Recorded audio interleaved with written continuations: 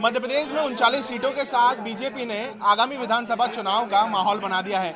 ऐसे में अगर बात की जाए तो सोनकच्छ से फिलहाल अगर सीट की अगर बात की जाए तो राजेश सोनकच्छ जी को ये सीट दी गई है। आप देख रहे हैं कि तमाम उनके स्वागत करने के लिए उनके कार्यकर्ता है जो यहाँ पर पहुंचे हैं। और अब राजेश सोनकच्छ जी से हम बात करते हैं क्योंकि उनका जो चुनावी मैदान था वो अधिकतर मजबूत क्षेत्र जो था वो सांवेर था। ऐसे में अब सोनकच्छ को लेकर उनकी क्या प्राथमिकताएं रहेंगी, किस तरीके से इस चुनाव को ग्राउंड वो तैयार वहां पर करेंगे, उसको लेकर हम बात करेंगे। राज भी आपसे बात करूं, पार्टी ने आप पे भरोसा जताया है और आपको अब मैदान दिया है सोनकच्छ का, इसको कैसे देख रहे हैं आप?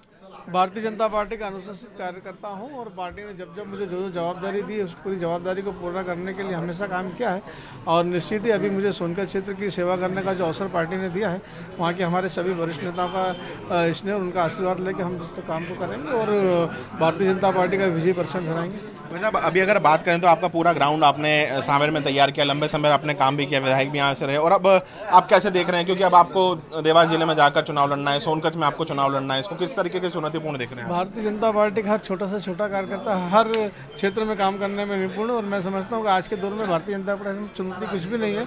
हमने जो काम किया, जो विकास के काम किए, जो जन कल्याण की योजना का लाभ लोगों तक, जनता तक पहुंचा है, जो गरीब कल्याण के लिए काम माननीय प्रधानमंत्री जी के, माननीय मुख्यमंत्री जी के नेतृत्व में किया है, तो निश्चित ही उसका फायदा मिलेगा। लोगों का विश्वास भारतीय जनता पार्टी के साथ है और इसीलिए पूरे उत्साह के साथ में और हमारा एक कार्यकर्ता चुनाव में लड़ेगा और हम इसी पर भगाएंगे। अगर बात करें तो सोनकच्छ से अभी वर्तमान में अगर बात करें तो जो विधायक हैं कांग्रेस से, पूर्व मंत्री हैं सज्जन सिंह वर्मा वहाँ से विधायक हैं, अब उनको कैसी चुनौती मानते हैं क्योंकि उनका तो वहीं ग्राउंड तैयार है, आपने जाना है, हालांकि समय के पहले टिकटों की घोषणा हो गई है, समय काफी है, इसको किस तरीके से देख रहे हैं? सोनकच्छ के लोग उनसे छुटकारा पाना चाहते हैं। जिस प्रकार की तड़प मैंने देखा है सोनकच्छ के लोगों में कि किसी भी वो, तो मैं समझ रहा हूँ कि 3 महीने जो चुनाव का बचा है वहाँ की जनता से इंतजार नहीं हो रहा कि 3 महीने का वो समय कब आएगा कि हमको पोलिंग बूथ पर जाकर कमल का बटन दबा के सज्जन सिंह वर्मा जी जैसे जो उनका नेता था उससे छुटकारा मिले। प्राथमिकता रहेंगी इस क्षेत्र को लेकर आपकी? निश्चित ही मध्य प्रदेश की सबसे विकसित विधानसभाओं में से एक हम सोनकच्छ विधानसभा को बनाएंगे और जन कल्याण योजना का लाभ हम लोगों तक, जनता तक पहुंचाएं, ये हमारी प्राथमिकता। तो फिलहाल अगर बात की जाए तो अभी फिलहाल जो 39 सीटें हैं उसमें